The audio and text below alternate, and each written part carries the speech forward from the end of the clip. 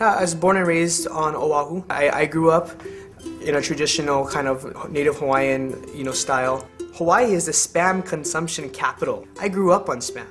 I was always a little bit bigger than all the rest of the kids, but I was a normal guy. I wanted to have a girlfriend, and I found one. And then she broke up with me, and she flat out told me that it was because I got too big. And the thing is I didn't realize I was overeating. I was very big, but I thought there was nothing I could do about it. It was simply a part of my genes. Native Hawaiian people are some of the most unhealthy statistically in the world. I went to college in Ohio. I thought I was supposed to be a priest, but that's when I met my wife, and so in the Catholic tradition, it's one or the other.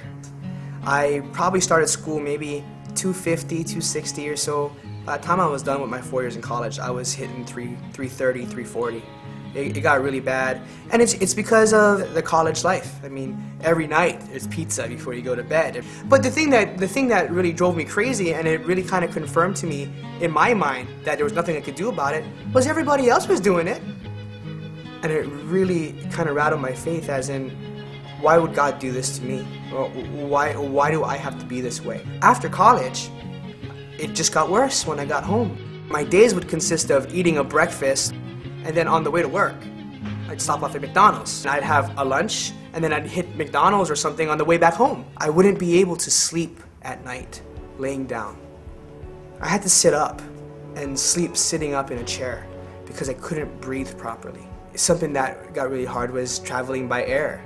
I could barely fit in one seat. My body was hanging over the edges of the handles. My father and I would go at it all the time about my weight. And my wife, she loved me for who I was. But I just got bigger and bigger and bigger and bigger. A year after we got married, our first baby was born. I held her, and she was so far. She was close to my body, but she was so far, because my body was huge. It broke my heart that she was so close but so far.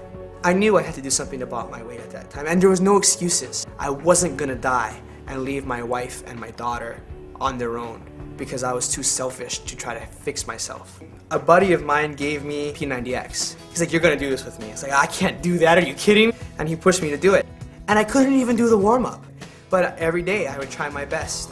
And then before you knew it, I could actually make it through half a video. Slowly but surely, I was losing weight. And now that I've lost 180 pounds, and that I'm more fit than I've ever been, I can do things. I fit in one airplane seat. I can actually see the buttons for the audio control. I can see it now. I couldn't see it before. I hike all the time. I can climb mountains.